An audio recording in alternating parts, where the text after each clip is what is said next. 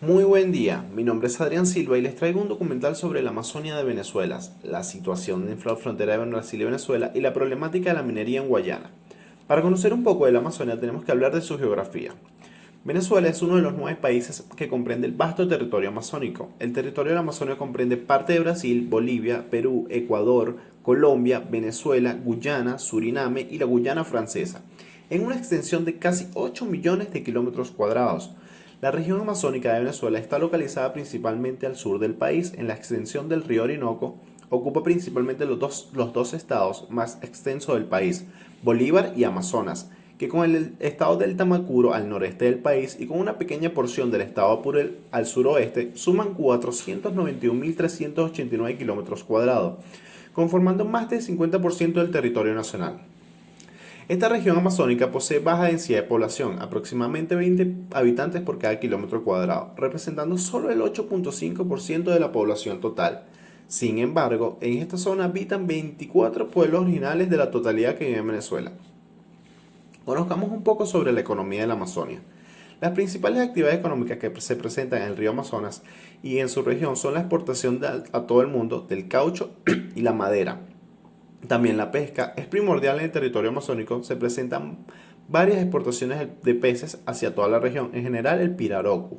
La agricultura y exportación de alimentos tales como la yuca, el plátano y el maíz. Por otra parte, hay que mencionar que la economía de la región se ha visto afectada por la extracción ilegal de oro, especialmente en el estado de Bolívar y Amazonas, donde se encuentra el 60% de los yacimientos de todo el país. Atrajo grandes flujos migratorios del interior y de los países vecinos, produciendo grandes daños ambientales e impactos negativos en los pueblos originarios de estos estados.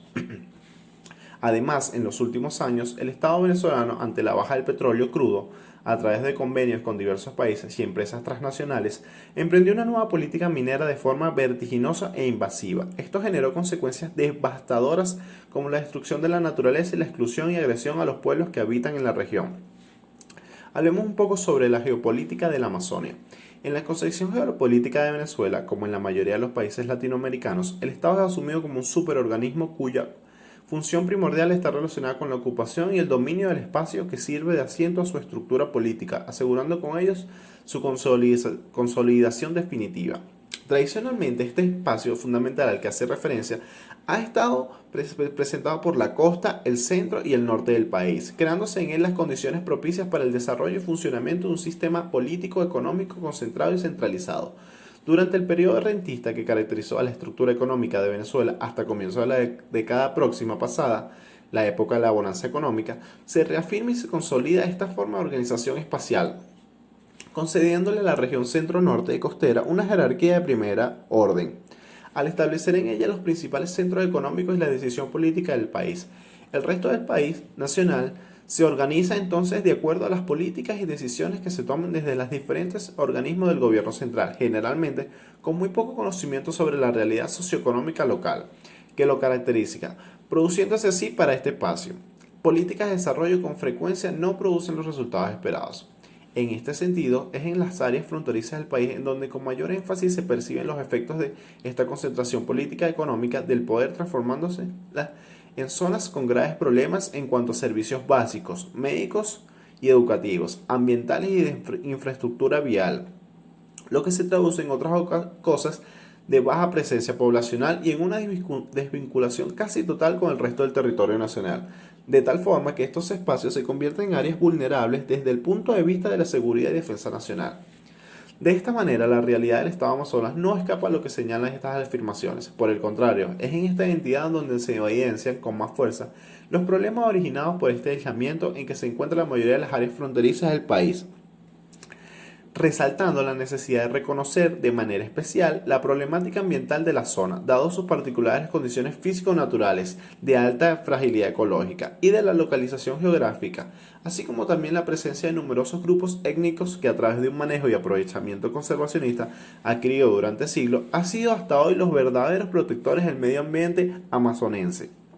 En el marco de cualquier consideración política existe un elemento de trascendental importancia: el espacio, puesto que él concurre de forma simbiótica a las características físico-naturales del mismo y las acciones emprendidas por el hombre. El espacio amazónico venezolano se presenta como un área de singular importancia, pues en él Tales características son de grandes trascendencias para poder comprender cuál es su verdadera función dentro del contexto socioeconómico nacional y particularmente para entender su importancia geopolítica.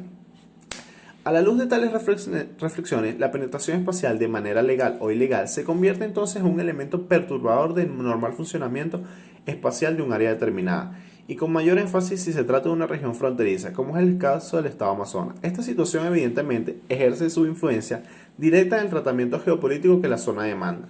Los intentos de penetración en el Amazonas siempre han estado objetivos diversos, pero se podría señalar que fundamentalmente han tenido una intención común, la geopolítica. Otra forma de penetración espacial que también está afectando a la realidad amazónica es la referida a aquella que se genera como producto de la actividad minera y que encuentra su más grave expresión en la intervención de los mineros brasileños. Además de estos invasores, se ha detectado mineros de otras nacionalidades que forman sus propios campamentos o que se unen a los ya existentes, realizando la misma labor destructiva del ambiente. La situación que se genera como producto de la presencia de estos mineros trasciende de lo problemático físico-ambiental. Hay muchos daños ecológicos, extendiendo su acción agresiva hasta la población indígena, quienes se ven muy afectadas, o lo que son los Yanomami y los Yecuana, lo cual debe ser tomado en total consideración y de manera conjunta tanto por el Estado venezolano, quien tiene que responsabilizarse, como por los países fronterizos involucrados en el asunto, previendo para ello la implementación de una serie de acciones que contribuyan a solventar tales conflictos. Hablemos un poco sobre la situación que atraviesa la frontera entre Brasil y Venezuela, la cual tiene un amplio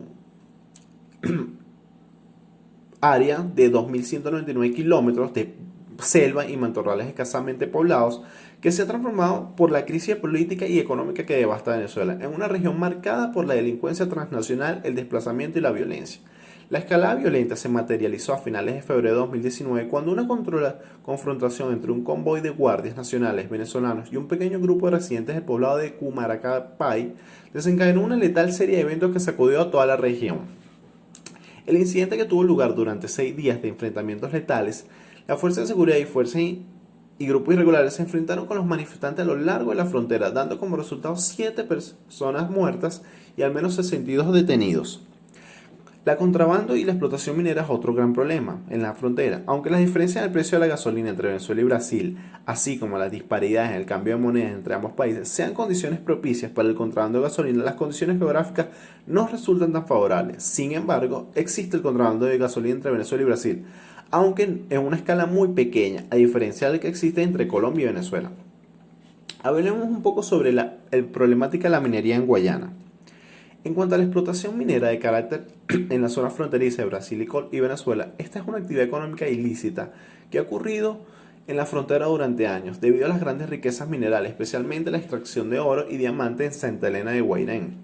A las personas provenientes de Brasil quienes se dedican a la minería ilegal se les conoce como garimpeiros.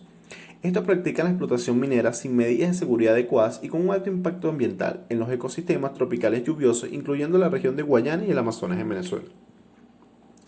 Esto ha llevado a que el reciente aumento de las tensiones entre las fuerzas de seguridad venezolanas y los pobladores en la inmediación de la frontera de Brasil es en cierta medida una consecuencia de auge minero en la región de la Gran Sabana en el estado Bolívar, el cual ha sido impulsado por grupos criminales y por la falta de liquidez del gobierno, quien empuja a acelerar las exportaciones de oro y diamantes.